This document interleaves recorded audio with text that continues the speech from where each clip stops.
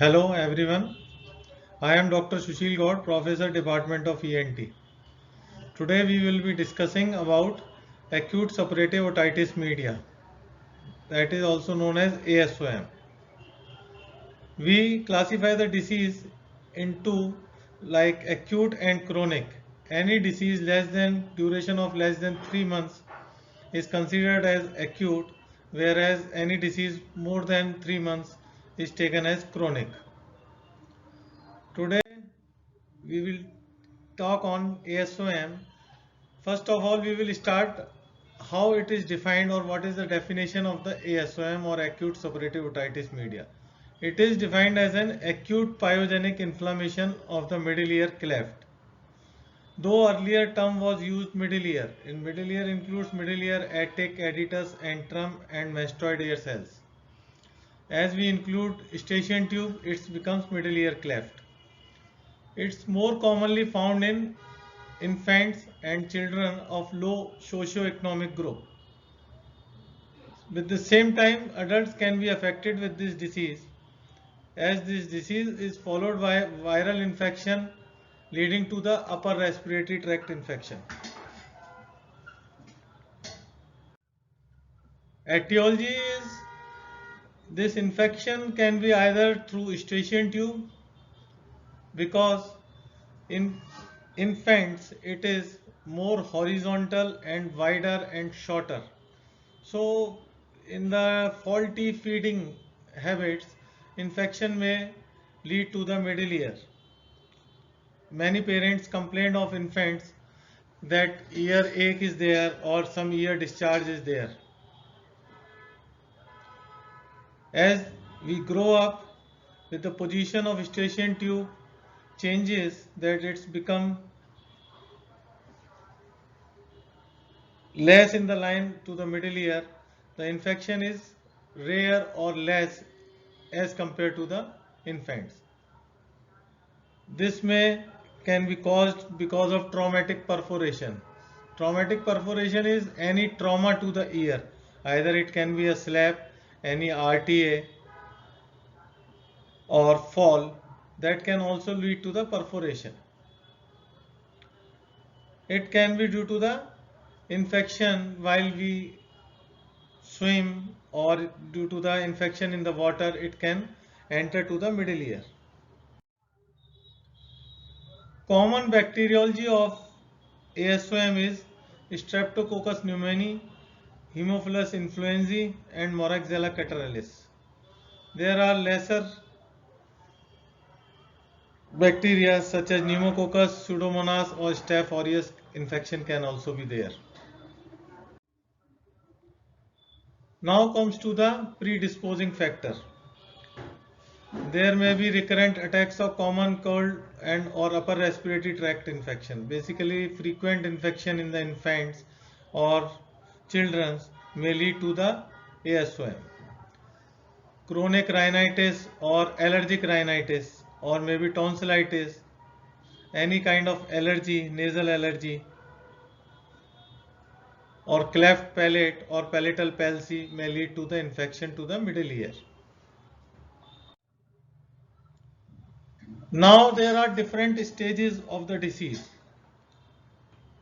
First is stage of tubal occlusion, stage of pre-suppuration, stage of suppuration and stage of resolution. If disease is not completely resolved, then it leads to the permanent perforation in the tympanic membrane, that is known as stage of complication. Now first of all we will talk about stage of tubal occlusion. In this stage there is edema and hyperemia of nasopharyngeal and of the eustachian tube, because of which eustachian tube get blocked and there is negative pressure and TM might get retracted. On the basis of sign and symptom, earache is mild to moderate with the hearing loss with or without hearing loss, and there will be condition like oral fullness of the ear or the affected ear. On examination, tympanic membrane is retracted. Obviously the signs of retraction such as that handle of malleus becomes more horizontal, loss of light reflex, and prominence of malleolar folds can be there. If we go for the tuning fork test that can be done in the clinic or in the OPD, there will be slight conductive hearing loss. This is a picture showing that signs of retraction are there in the tympanic membrane. Now comes to the next stage of presuppuration.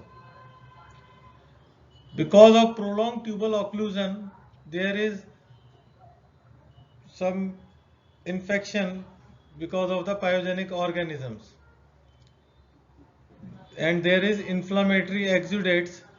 Tympanic membranes become congested. Now in this stage, earache is increased as compared to the stage 1, that is tubal occlusion, which may disturb your day-to-day activity, and the pain is known as throbbing pain.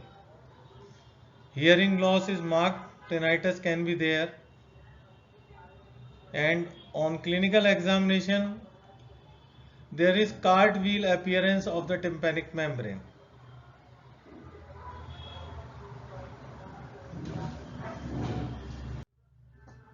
This is a picture showing that congestion in the tympanic membrane and cartwheel appearance. Now comes to the next stage, that is stage of suppuration. In this stage there is pus formation in the middle ear, means behind the tympanic membrane, and to the some extent to the mastoid ear cells. In this, because of pus formation in the middle ear, tympanic membrane starts bulging, and tympanic membranes become tense.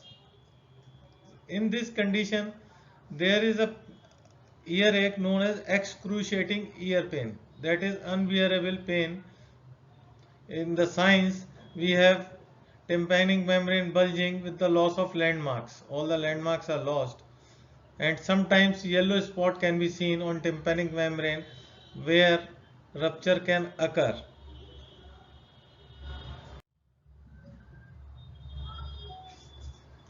This is the sign, that picture showing marked bulging tympanic membrane.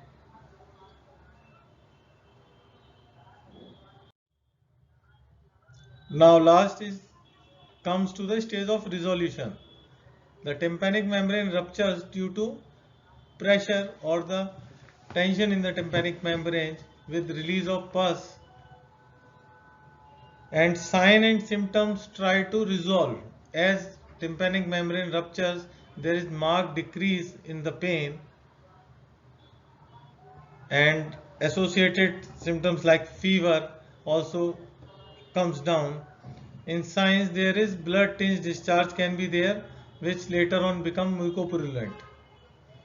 On examination in tympanic membrane, a small perforation can be there either in the anterior-inferior quadrant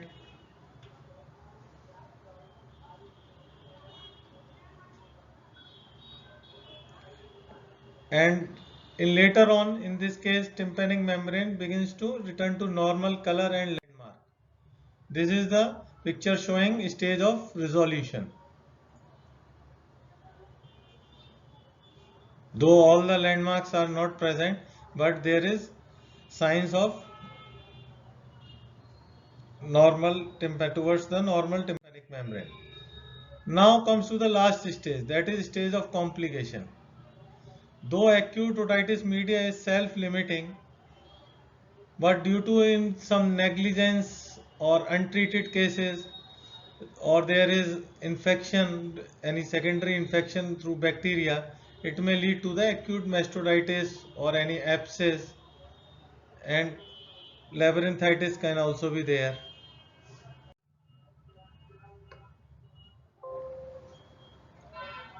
So in this case, if we treat with the antibacterial therapy, acute infection and virulence may be decreased, We can use decongestant nasal drops, analgesic, antipyretics, oral decongestants. But somehow if perforation persists, that may lead to the chronic suppurative otitis media. If there is no rupture in the tympanic membrane but sign symptom is present, we can go for the surgical treatment, that is laryngotomy. In this, incision is given in the tympanic membrane, mostly in the posterior inferior quadrant, to drain the pus.